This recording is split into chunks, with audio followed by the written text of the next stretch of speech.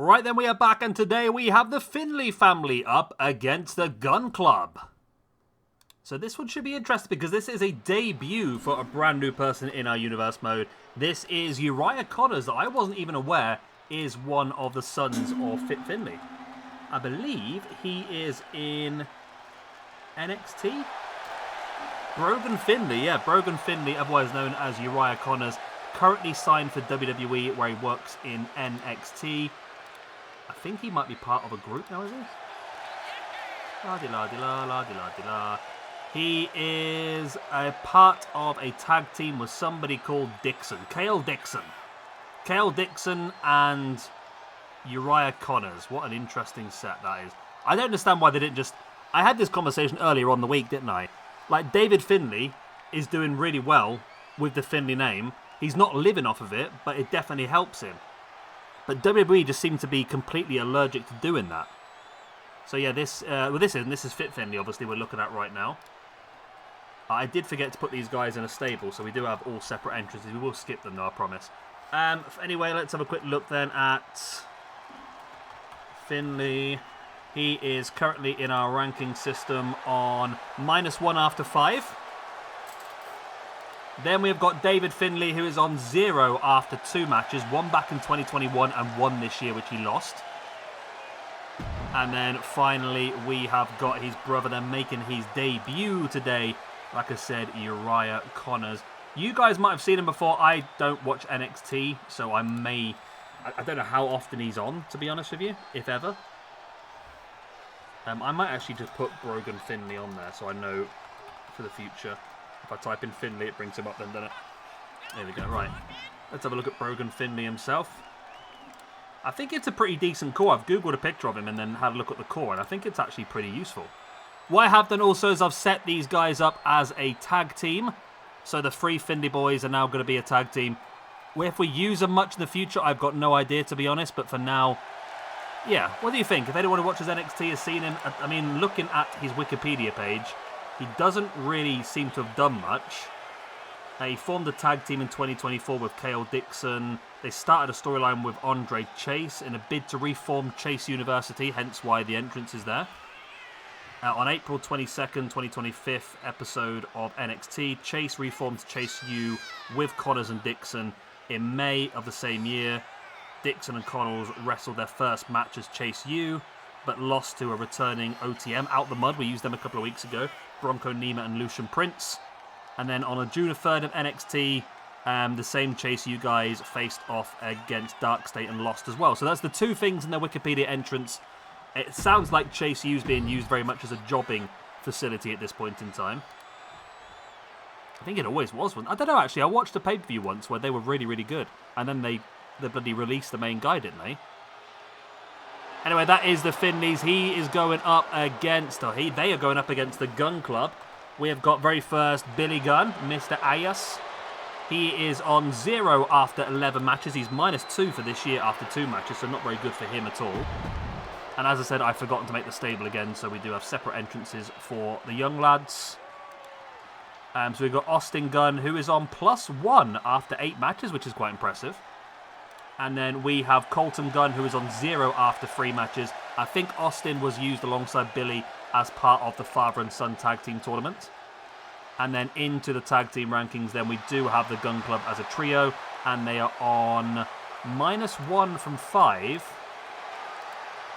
That is correct, isn't it? Yeah. Okay, -1 from 5 they're currently on. So not terrible. This is an opportunity in a standard tag match for them to build up some points. Now, this is a standard 6-man tag. I know we have utilised the elimination one a few times. We will have one of those later on today, but this is a standard tornado 6-man tag, so everyone's legal, but it's its first pinfall or submission inside the ring will be the victor. Let's have a quick goosey gander at Colten and we'll jump into the ring. Wow. He's just a shadow of a man. There he is. It's not a great call, that one, is it, really? Alright then, we are underway. The Gunn Club versus the Finlays. So it's a debut for the Finlays as a tag team. It's a debut for Uriah Connors in general. I mean, now we know he exists, we could definitely utilise...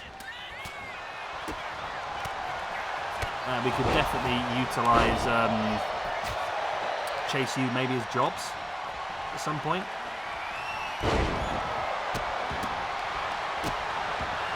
I don't know. The problem is, as I said earlier on with, not earlier on, yesterday, wasn't it, with Carlos Colon, it's finding a reason to use some of these people sometimes, because again, we have to have the right theme to squeeze them into. I mean, some of them are very loose themes, don't get me wrong. Next week we've got Halloween Havoc. It's not a loose theme, essentially, I suppose, is it? There are some specific things going on. It's all creepy stuff, and we've also got some classic Halloween Havoc matches as well, which will be fun. Then we're going straight into an ECW show, so again, they don't match that one. Then we're going into the Latin American Championship tournament, so they don't match those. Then we're going into the Saturday Night Main Event, which they don't match those. Then it's Survivor Series, they don't match those. So it is a mess. It's a real mess, isn't it? Anyway. I do feel like the Guns should be the favourites for this one. I think David Finlay and Fit Finlay are very strong. I think Uriah Connors might be a bit of a downside for them. And the Gun Club impressed me somewhat, because when they first debuted in AEW, I wasn't a fan. I thought they were living off their parents' name, which I know it's what I keep talking about doing, don't get me wrong, but they have actually really increased their ability. Of course, former AEW Tag Team Champions as well now. And I think that, unfortunately for injury, it's been a bit of a rough time for them, but hopefully we'll get them back soon. I mean, that whole Bullet Club Gold is such a strong team, and to lose various members of them for so long due to injury is quite frustrating. I think currently, of course, Jay White is out injured for quite some time, and I think it's Austin who's out injured at the moment, isn't it? So at the moment it's Jay White and Colten, but they have brought in Ace Austin as a bit of a backup now, haven't they? So they've got 3 of them again. Let's take down there by David Finlay on Billy Gunn. Fit now working over Colten as Uriah and Austin fighting on the near side.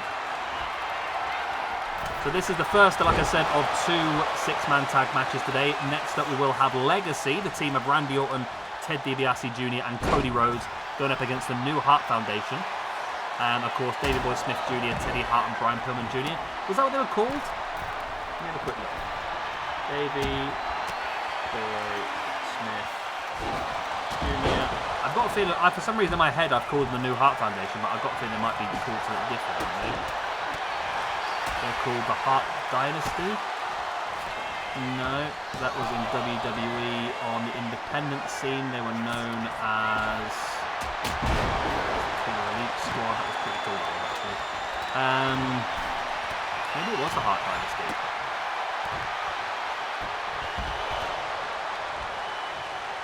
But that was Davey Boy Smith Jr. and what's his name? What's his name? Who married? I forgot the name. I forgot his name now. Teddy? No, not Teddy. What's his bloody name? I'm looking at a picture. Tyson Kidd. That was it. Okay. So what were they? They were called something. I'm sure they were. And then MLW, I think. MLW. I don't know.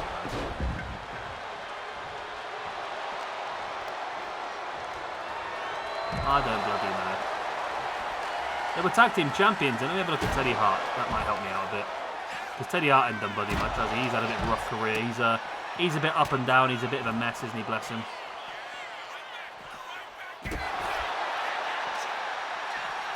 I got so distracted. I've gone completely off on a.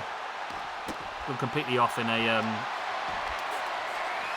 Hart Foundation 2.0. That's a bit boring, isn't it? I'm sure it was called the New Hart, but let's not worry about it. That can be a problem for another video, can't it? Let's continue playing on what we've got here.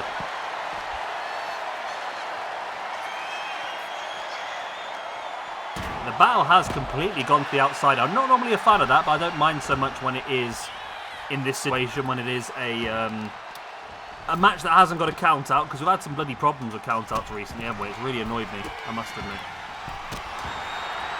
You can see Uriah here trying to take Colten off of the apron. David Finlay's up on the corner now, looking to dive on to Billy Gunn. Does take him out.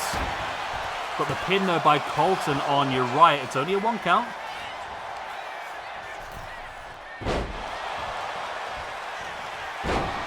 Lovely takedown there. The camera cut away. It was Colten on Uriah Connors once again.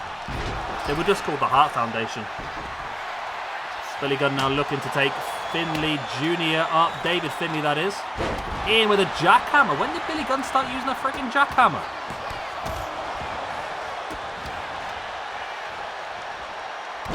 There's the leg drop. Got the elbow right in the back. Springs off the ropes. Nope. It's a bit of a messy. I do fancy the Gun Club for this one, like I say, though. I think they're the favourites slightly. They've just been I've been very impressed with them as a tag team, of course. They're still quite young as well, I'm pretty sure. I mean, that could be enough there by Austin Gunn. It's only a 2 count. Austin Gunn is just turned 31 recently. So yeah, they're still quite young. They've still got a good like 10, 15 years if they wanted to go that far. And his brother Colten then is slightly older at 34. And Finlay there with a knee strike right into the face of Billy Gunn. There is the pin, but it's broken up by Colten. Austin's in the ring as well. And Austin with the Faymaster on Fit Finlay. And now Colten with that...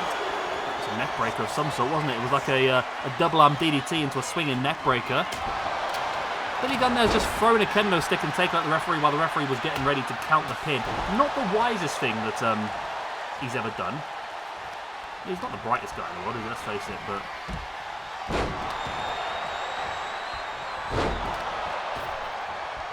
Finlay now diving to the outside, taking down Austin Gunn.